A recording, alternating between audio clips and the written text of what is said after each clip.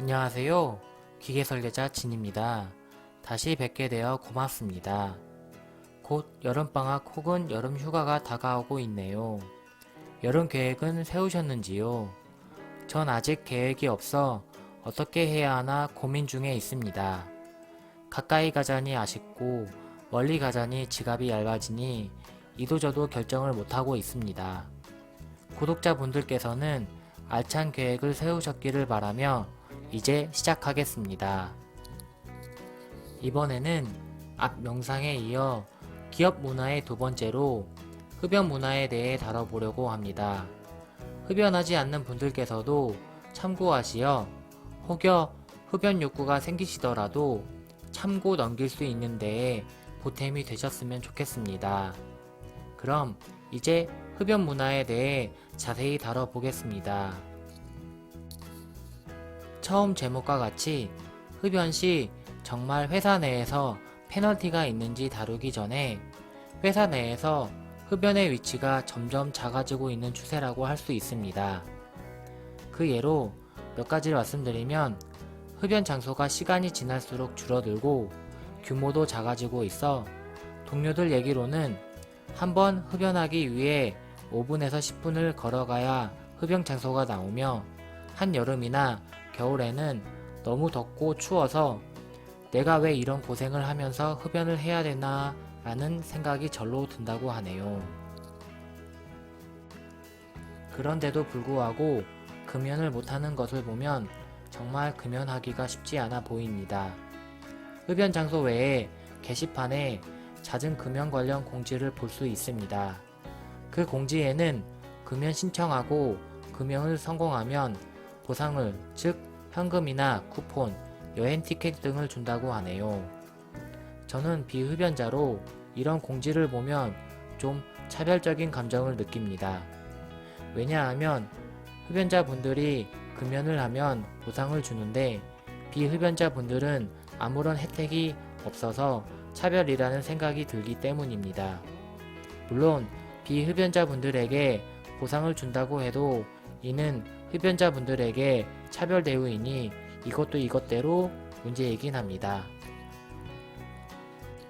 그럼 메인 주제인 아직 적은 회사만이 시작하고 있는 흡연자분들의 페널티가 무엇인지 다뤄보면 흡연자분들의 진급 또는 승급 시 페널티가 있다고 합니다. 저희 회사는 아직까지는 해당 페널티가 적용되지는 않았지만 소문을 타고 저희까지 전해지더군요.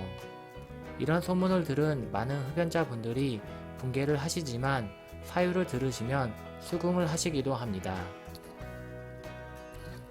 그 사유인즉 흡연자분들에 따라 다르지만 만약 하루에 담배 한 갑을 피운다고 가정했을 때 담배 한 갑은 담배가 낱개로 20개 피이니 잠자는 시간 8시간을 제외하고 16시간으로 담배 낱개를 나누면 최소 1시간에 1개 피씩 피운다고 할 수 있습니다. 그렇다면 앞서 언급했다시피 흡연 장소가 줄어들어 흡연 장소로 이동하는 시간 왕복 10분에서 20분과 담배 태우는 시간 5분에서 10분이라고 가정하면 1시간마다 15분에서 30분 정도를 소비한다고 할 수 있습니다. 그리고 대략 평균 20분이라고 가정하고 하루 근무 8시간을 기준으로 보면 6시간을 근무하고 2시간을 흡연하는 데 시간을 소모한다고 할 수 있습니다.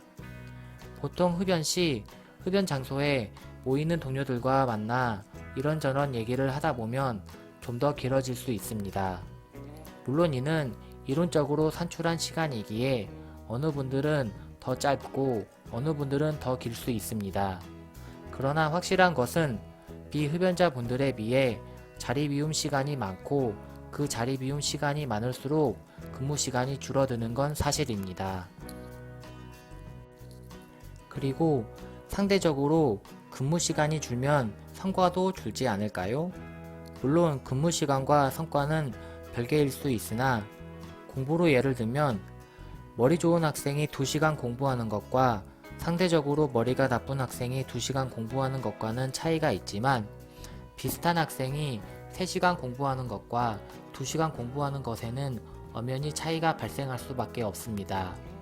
즉, 근무 시간이 줄어든다는 것은 회사 전체적으로 본다면 성과가 줄어들 수 있는 요인 중에 하나라고 볼 수 있게 됩니다.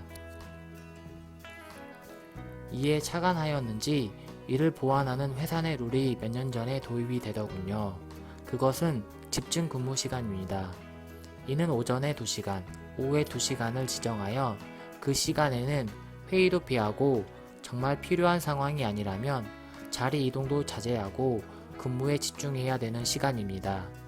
앞서 다룬 흡연 시 잦은 자리 이동과 정반대되는 룰이라고 할 수 있습니다. 다른 예를 하나 더 말씀드리면 중요한 회의를 하다 보면 4시간에서 8시간 이상 지속되는 경우도 있습니다. 물론 중간중간에 쉬는 타임을 가지지만 평소보다는 적다고 할 수 있습니다.